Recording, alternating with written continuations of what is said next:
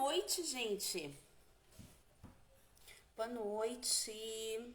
Vamos continuar hoje a nossa leitura da Dança Cósmica das Feiticeiras. Estamos no capítulo 5, a deusa. Na live anterior estávamos falando sobre as três faces da deusa, mais especificamente a face da morte. Estávamos na página 88. Quem não assistiu, assistam aí os outros capítulos. Tá? Na última live a gente estava falando sobre a deusa ser a senhora da vida, a senhora da morte e a senhora, inclusive, da vida humana, das experiências humanas. E como a gente pode, inclusive, trazer essa sacralidade através dos nossos atos humanos para os deuses. Então aqui estava falando oferendas, um poema. O nosso último parágrafo foi: o amor da deusa é incondicional.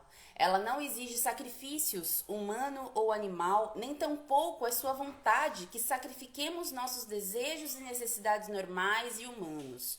Aqui a gente estava falando, inclusive, gente, que a gente não precisa deixar a nossa humanidade, tudo aquilo que é humano, tudo aquilo que é digno de prazer, para exercer o nosso ofício mágico, para nos conectarmos com os deuses, porque eles não pedem esse tipo de sacrifício, né?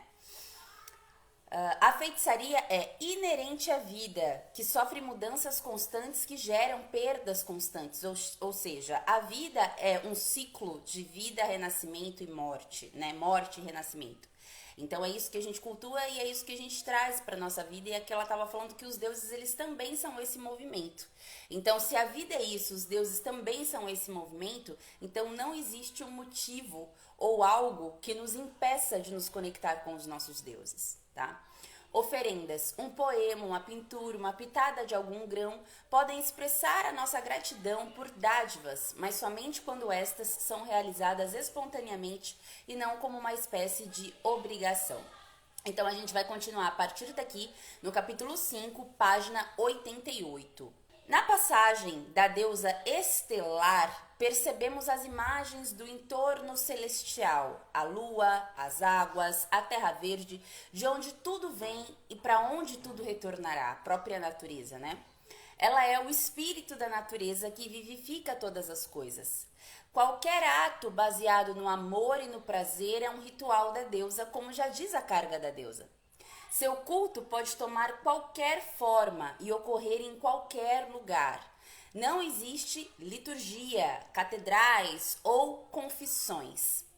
Em alguns livros antigos a gente até acha que o maior altar e o maior templo da bruxaria é justamente a própria natureza. Que se a gente não tiver um espaço, um local para que a gente possa celebrar os nossos rituais, entrar em conexão com os nossos deuses, a gente pode ter a própria natureza como um altar, como um templo, né? Não existe liturgia, catedrais ou confissões. Sua essência é a identificação no cerne do prazer, de sua fonte mais profunda. O prazer, deste modo, não é superficial e transforma-se em uma expressão profunda da força vital. E o prazer aqui de uma forma ampla, tá, pessoal? O prazer, inclusive, encontrado em coisas que você gosta de fazer, né? Então, uma pintura, um poema feito com prazer e intenção é uma forma de conexão, tá? Um poder de ligação, o prazer, que nos une aos outros, não a mera sensação de satisfazer nossas necessidades isoladas, como eu falei, um prazer amplo. A feitiçaria, a bruxaria, reconhece que qualquer virtude torna-se um vício, a menos que seja contrabalanceada por seu oposto, né? A vida, ela existe e é reconhecida por nós a partir do momento que existe um contraste. A gente só reconhece a luz porque existe a escuridão. Porque se só existisse a luz, a gente nem teria consciência da escuridão. Igual o fundo do mar, né? Os peixes que vivem lá nas áreas abissais do mar, eles não reconhecem que existe uma vida fora dali. Eles não reconhecem, inclusive, que existem cores que não estejam ali no espectro do azul, do preto, né, do vermelho, porque ali no fundo são essas cores predominantes. Então, para eles é isso que existe. Eles não conhecem outra coisa, porque não existe o contraste. Então, a vida se dá pelo contraste. Você só conhece o bem se você tem o mal, e vice-versa, né? Você só conhece o salgado se você tem o doce, o dia se você tem a noite, porque senão é tudo uma coisa só, né? A feitiçaria reconhece que qualquer virtude torna-se um vício, a menos que seja contrabalanceada pelo seu oposto. Então, tudo tem o seu oposto e ele é totalmente necessário. A beleza, quando não sustentada pela força, é íspida, sem vida. O poder é intolerável quando não mediado pela compaixão. A honra, enquanto não equilibrada pela humildade, transforma-se em arrogância. E a alegria, quando não colorida pela reverência, torna-se mera superficialidade. Finalmente, compreendemos o mistério. A não ser que busquemos a deusa dentro de nós, jamais a encontraremos fora. Ela é interior e exterior, sólida como uma rocha, mutável como a imagem interna que dela fazemos. Ela é manifesta em cada um de nós. Portanto, por que procurar em outros lugares? Exatamente, né? Na carga da deusa que ela começa esse capítulo, que lá na parte 1 dessa live a gente tem, fala exatamente disso, né? Da gente, que tudo mora na deusa e que a deusa somos nós, que nós estamos dentro da deusa e que para achá-la a gente precisa primeiro acessar isso dentro de nós. E aqui ela dá ótimos exemplos de virtudes que alcançamos e então podemos alcançar a deusa também. Só que não existe essas virtudes se não existirem também os seus contrapontos. Então aqui ela fala que a partir do momento que nós temos esse contrabalanceamento oposto dentro de nós, a gente entende o mistério. Que a gente então encontra honra, encontramos humildade, encontramos alegria, reverência dentro de nós. E aí encontramos a deusa fora de nós também, uma vez que estamos em conexão com essas virtudes, tá? A deusa é o fim do desejo. Lembrando, gente, que ela meio que dá uma esmiuçada para explicar a deusa, essa autora Starhawk, ela dá uma esmiuçada no quê? Na carga da deusa, que foi o que ela colocou aqui no começo, tá? Então, quando ela fala que a deusa é o fim do desejo, é porque na carga da deusa, então voltem lá na primeira parte dessa live, eu acho que no feed aqui também tem eu recitando a carga da deusa aqui. O fim do desejo é uma frase da deusa. Pois saiba, se aquilo que você procuras não encontrardes dentro de vós, nunca encontrará fora. Porque eu sou aquela que eu sou a vida e a morte, sou aquela que é encontrada ao fim do desejo. É mais ou menos isso, não exatamente com essas palavras, mas é isso que fala. Então aqui ela está explicando que a deusa é o fim do desejo, sua meta e sua realização. Em bruxaria, o desejo é visto como uma manifestação da deusa. E o desejo no sentido amplo, né? Inclusive, para fazer magia, a gente tem que estar aí ressoante com os nossos desejos. Porque é por meio da nossa vontade que a gente modifica a realidade, tá? Não tentamos dominar ou fugir de nossos desejos. Buscamos realizá-los, obviamente, comedidos, sempre lembrando do oposto das coisas, né? O desejo é a ligação do universo. Une o elétron ao núcleo, o planeta ao Sol e desta maneira cria forma, cria o mundo, o poder de atração entre as coisas. Realizar o desejo significa unir-se ao que é desejado, tornar-se unido à deusa. Já estamos unidos à deusa. Ela está conosco desde o início. Portanto, a satisfação não é autoindulgência, mas autopercepção. Isso é muito interessante, isso que ela coloca aqui, né? Que a partir do momento que nós estamos ressoando em equilíbrio com aquilo que nós desejamos para a nossa vida, que estamos no caminho para a concretização dos nossos próprios desejos, estamos já ligados à deusa, porque estamos fazendo o caminho da autopercepção, do autoconhecimento, que é um caminho para que encontremos ela dentro de nós primeiro. Para as mulheres, a deusa é o símbolo daquilo que é mais íntimo nas pessoas e o poder benéfico, nutritivo e libertador que existe dentro de cada uma.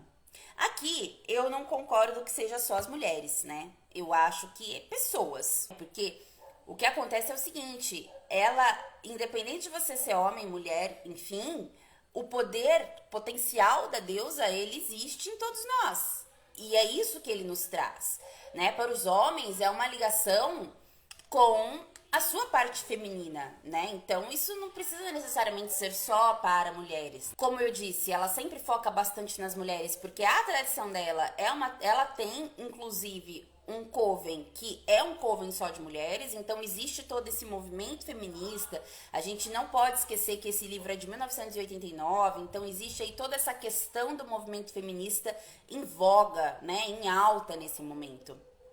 Então, ela vem trazer todo esse poder feminino de libertação, né, de nutrição, de poder para fora, porque era isso que as mulheres precisavam naquela época. O cosmos é modelado conforme o corpo feminino, que é sagrado. Todas as fases da vida são sagradas. A idade é uma bênção, não uma praga. A deusa não limita as mulheres ao seu corpo. Ela desperta a mente, o espírito e as emoções. Então aqui ela está inclusive falando de liberdade, de ser libertador, o poder da deusa, justamente pelas limitações, como eu estava falando, né? Que as mulheres passam dentro da própria sociedade. Então aqui ela já está entrando numa questão de corpo, de aparência, de buscar um ideal padrão e que na realidade a deusa ela vai para além disso. Então tem toda essa questão também da deusa ser tríplice. E a triplicidade vem da jovem, da mãe e da anciã. A mulher abarcando todas as idades e sendo sagrada e vista como sagrada dentro dessas idades. A velhice ela é tida como um ponto que desvaloriza as pessoas, não só as mulheres, mas as mulheres elas sofrem mais com isso, porque quando a gente fala, ai, nossa, um homem envelheceu, ele tá quarentão. Mas quando uma mulher fica quarentona, cinquentona, não é a mesma percepção, né? Então, ai, nossa, você vai me trocar por 2 de 20, é o que a gente ouve por aí. Eu cresci ouvindo isso, nossa, não sei, fulano, ciclano trocou a mulher dele por 2 de 20. Mas quando a gente fala aí de um Johnny Depp da vida, de um George Clooney da vida, a gente fala, nossa, quarentão, tá grisalho, tá charmoso. Ou seja, a velhice na mulher, ela não é valorizada, ela é tida como um desvalor, como algo que realmente é uma desvantagem, né? A idade ser uma desvantagem, porque na realidade a mulher ela fica, ela perde as suas curvas, ela não está mais dentro do olhar desejável do homem, do outro. E aqui ela tá falando que o corpo feminino não precisa seguir esta regra e que a idade ela não é uma praga, e sim uma bênção. Que na velhice existe a sacralidade da anciã, da sabedoria, da todo o poder acumulado, né? Toda aquela sabedoria de vida e experiência acumulada numa pessoa só, sendo essa pessoa uma mulher, a fonte de toda a vida aqui materializada. Certo? Então, dentro da bruxaria, a gente consegue entender isto, porque a deusa nos ensina toda esta questão, os deuses nos ensinam toda esta questão da limitação da idade, do tempo, onde a gente consegue perceber que se a deusa, ela é essa mulher trívia, essa figura tríplice que é valorizada em todas suas fases e faces, então nós nos conectando com essa figura, com essa energia, nós também aprenderemos a dar valor e enxergar de uma forma diferente a nossa própria vida, o nosso próprio corpo e então fazer a ressignificação que necessita a figura feminina dentro da sociedade e logo a figura masculina também dentro da sociedade. A aceitação da mulher, a aceitação da idade, da velhice, da morte inclusive, né?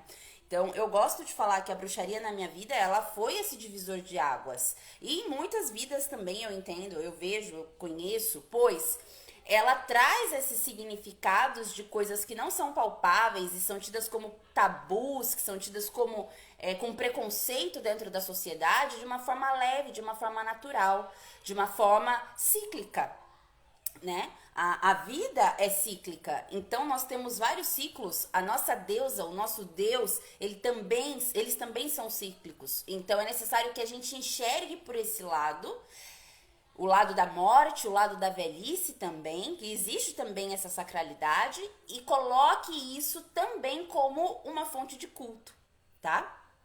A deusa não limita as mulheres ao seu corpo, ela desperta a mente, o espírito e as emoções. Através dela, podemos conhecer o poder de nossa raiva e agressividade, assim como o poder do nosso amor, exatamente porque a gente estava falando dos contrapontos, do equilíbrio que existe no culto a essa divindade, que tem, para existir a vida precisa existir a morte, para existir o dia precisa existir a noite e assim por diante. E nesse exercício de autoconhecimento a gente consegue atingir não só a conexão com estas divindades, mas a gente consegue ressignificar muitas coisas dentro de nós, e isso é muito benéfico para o nosso autoconhecimento, para a nossa evolução como pessoas.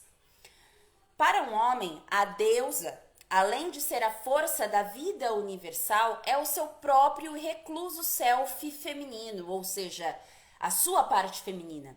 Ela incorpora todas as qualidades que a sociedade lhe ensina a não reconhecer em si mesmo. A sensibilidade, porque o homem não pode chorar, porque o homem tem que ser durão, porque o homem tem que ser isso, o homem tem que ser aquilo. Ele tira toda a sensibilidade. A cultura coloca um peso muito grande em cima da masculinidade. O homem, ele precisa ser másculo. O homem tem que ter uma potência, tem que ser ali o provedor, né? Então é colocado, assim como é colocado um estigma no sexo feminino, é também colocado um estigma dentro do masculino. E a conexão com a deusa para homens traz toda essa questão de você se reconectar com essas partes que foram tiradas de você pela própria sociedade.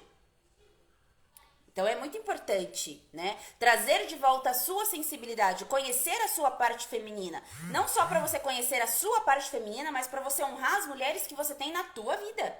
Então aqui ela tá falando que a deusa, ela incorpora o que existe na sociedade, idealizado como aquela mulher ensinado para homens, e fora disso, para além disso, as coisas que foram tidas como que os homens precisavam colocar no fundo do seu ser ali, amarrotar. Ela também é isso, tá? Sua primeira experiência com a deusa pode, consequentemente, ser um tanto estereotipada. Ela será a amante cósmica, o ser que alimenta, o outro eternamente desejado, a musa, tudo aquilo que ele não é. Ou seja, a deusa, em primeiro momento, ela é tida inclusive como a mulher idealizada, né? Como a mulher que os homens idealizam, certo? Então, é muito parecido, inclusive, pessoal, com aquela identidade, né?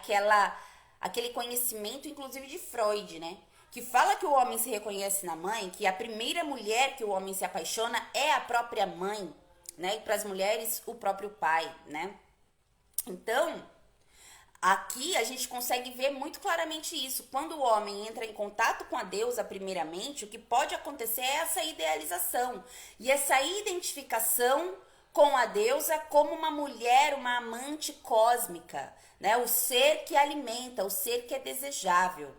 À medida que ele se torna um todo e se conscientiza de suas próprias qualidades femininas, sem precisar projetar isso em outra mulher, ela parece mudar, mostrando-lhe uma nova face, sempre segurando o espelho que reflete para ele aquilo que ainda é inalcançável.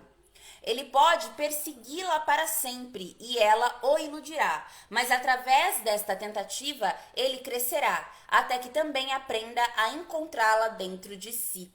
Então, o homem ele vai ficar nessa caça incessante durante muito tempo, até ele entender que a deusa não está fora, a deusa está dentro dele.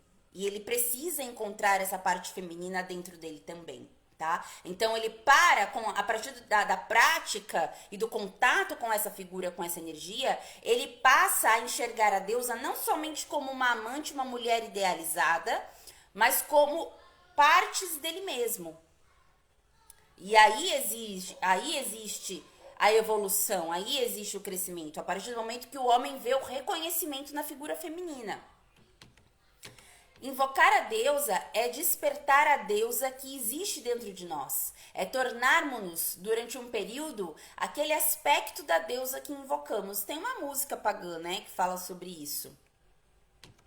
Eu sou a deusa dos 10.000 nomes e infinitas possibilidades. Todos os poderes dela são meus. Todos os poderes dela estão em mim. Então é exatamente isso. Na conexão, a gente une, né? A gente faz uma fusão com essa figura e esse é o objetivo, tá? E quando eu falo aqui, pessoal, de o homem se reconhecer na figura da deusa, para os homens héteros, não me entendam assim, mal, né? Porque eu não tô falando no sentido de você se reconhecer, você reconhecer a deusa em você não significa nada além de você reconhecer que existe em você uma parte feminina, onde você precisa olhar para suas emoções, onde você precisa olhar para como você trata as mulheres na sua vida, qual é a relação que você tem com essas mulheres. É sempre uma relação de interesse? É sempre uma relação de prazer? É sempre uma relação de exploração, seja ela sexual, seja ela porque essa mulher é mãe dos seus filhos, porque essa mulher é sua mãe, porque essa mulher é sua chefe ou sua subordinada. Então, como é a sua relação com mulheres na sua vida, né? E qual foi o contexto que você foi criado? Esse contexto, ele envolve a sacralidade e o respeito às mulheres da sua vida, às suas irmãs, à sua mãe, à sua tia, à sua avó, à sua esposa, namorada, amiga. Como você trata as mulheres da sua vida? Porque a partir do momento que a gente sabe como um homem trata as mulheres da vida dele, a gente percebe como é a relação com o feminino dentro dele. Se um homem não trata uma mulher bem e vê essa mulher como uma fonte de prazer para ele, quer dizer que o feminino dele não está conectado com a essência da deusa de verdade. E ele precisa rever o próprio feminino. Existem aí curas e chagas que ele precisa trabalhar. Então, quando eu falo da conexão do homem com a deusa, do homem reconhecer essa potência feminina dentro dele, eu falo disso. Do homem saber reconhecer que existe uma contraparte feminina dentro dele mesmo e que ele precisa não só fazer as pazes com essa força feminina interna, porque ele também foi criado dentro de uma sociedade castradora e limitadora, né, que ensinou ele, inclusive, a tratar as mulheres como ele trata hoje. Então, precisa de um processo de evolução, autoconhecimento e crescimento interno para que ele ressignifique essa parte, para que ele possa se conectar e entender o papel feminino dentro da vida dele, na cabeça dele, como uma mulher o representa, como uma mulher, como ele pode construir essa relação de uma forma benéfica. Então ele precisa se reconectar com a mulher dentro dele e reconhecer primeiramente, sem preconceitos, né? Sem pré-conceitos, que ele tem essa parte feminina. E a partir desse contato com a deusa interior é que nós vamos perceber como é a relação deste homem com as mulheres de sua própria vida. Uma invocação canaliza poder através da visualização de uma imagem da divindade. Então ela fala que quando a gente está invocando, né, a gente canaliza um poder, pois a gente tem a imagem da divindade, a gente visualiza e traz isso para nossa realidade, tá? Em alguns covens, uma sacerdotisa escolhida para representar a deusa manifesta para o restante. Em nossas assembleias, ela é invocada para estar presente em cada membro do círculo.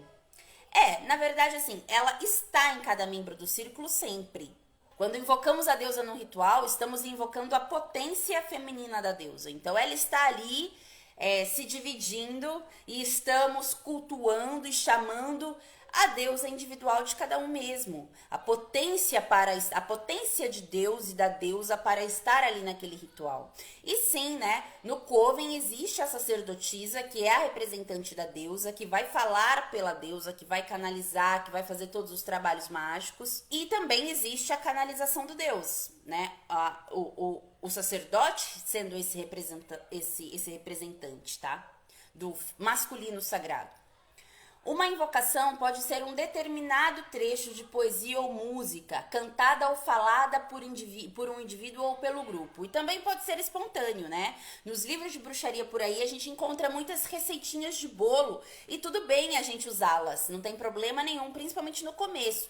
Mas depois de um tempo a gente percebe, vocês vão perceber, que a gente começa a desenvolver por nós mesmos, né? Sem a gente precisar desses auxiliares, tá?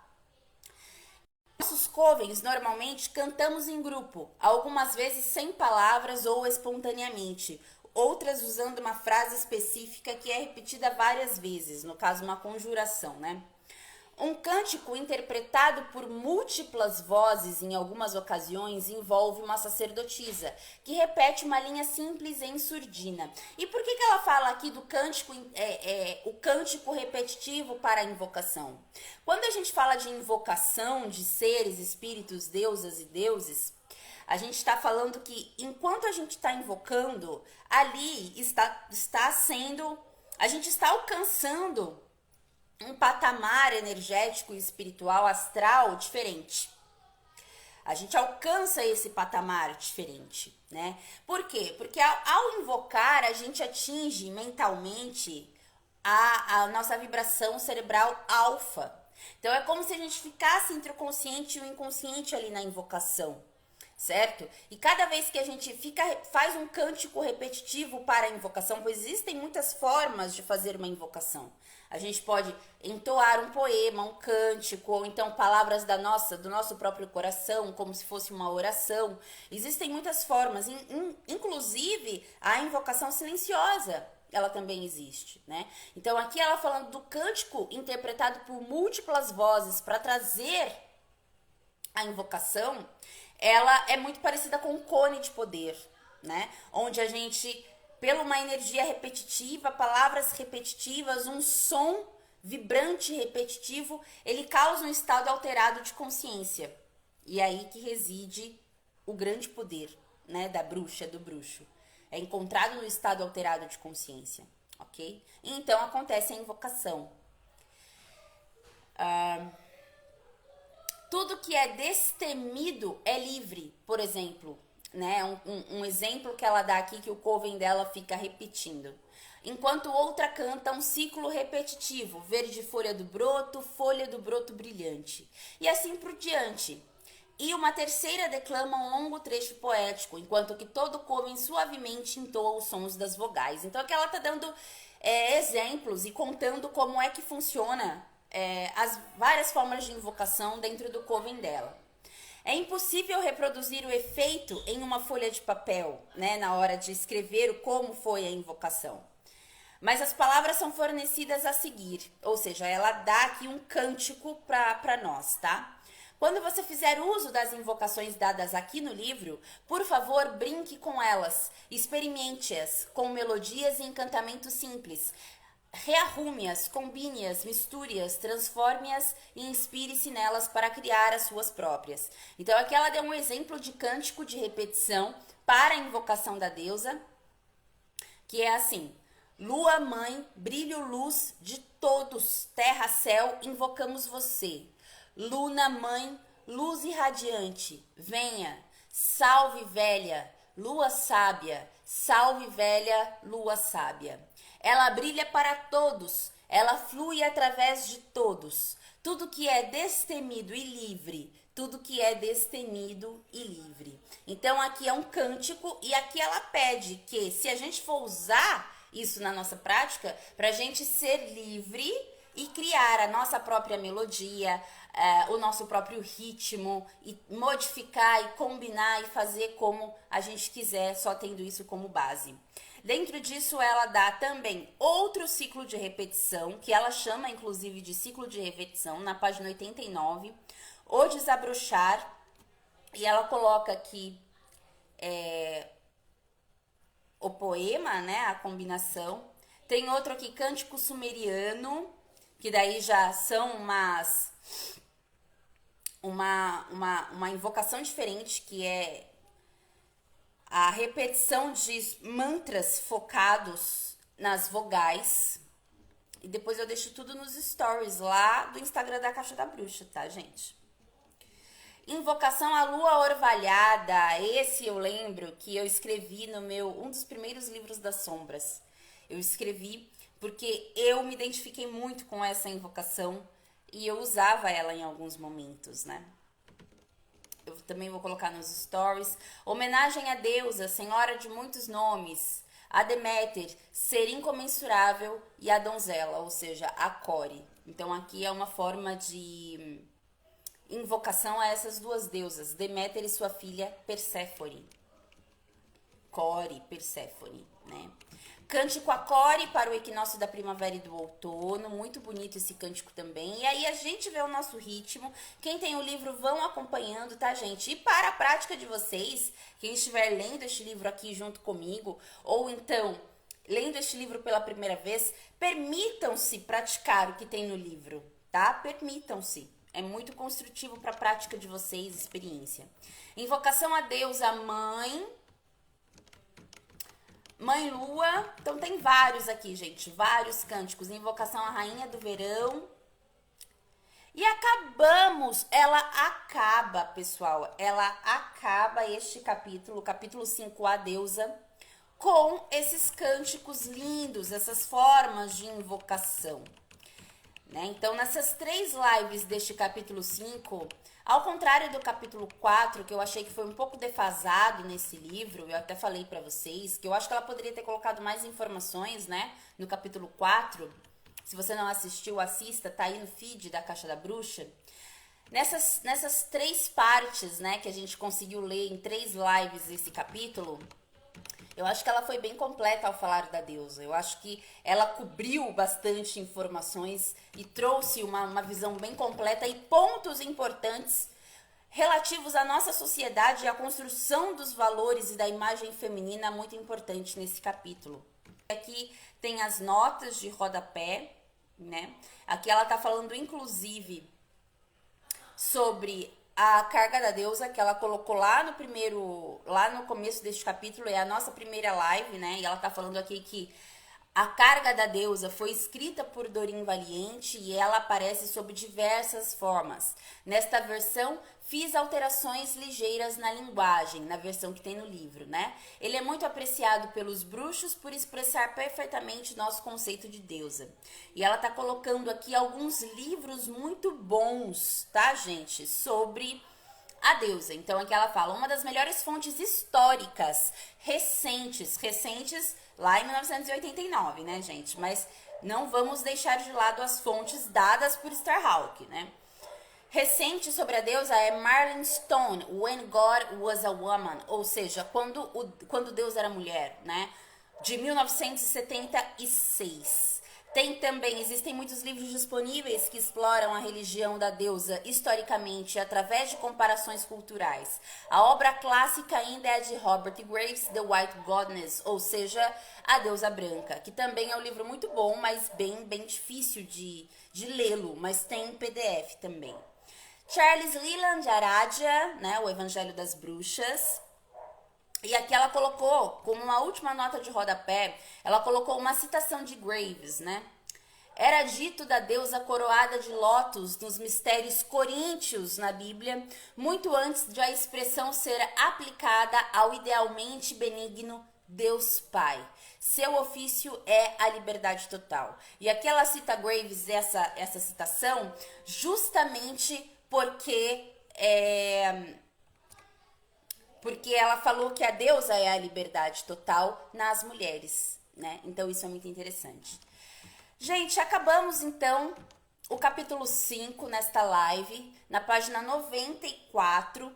Um grande beijo da bruxa e até a próxima. Tchau!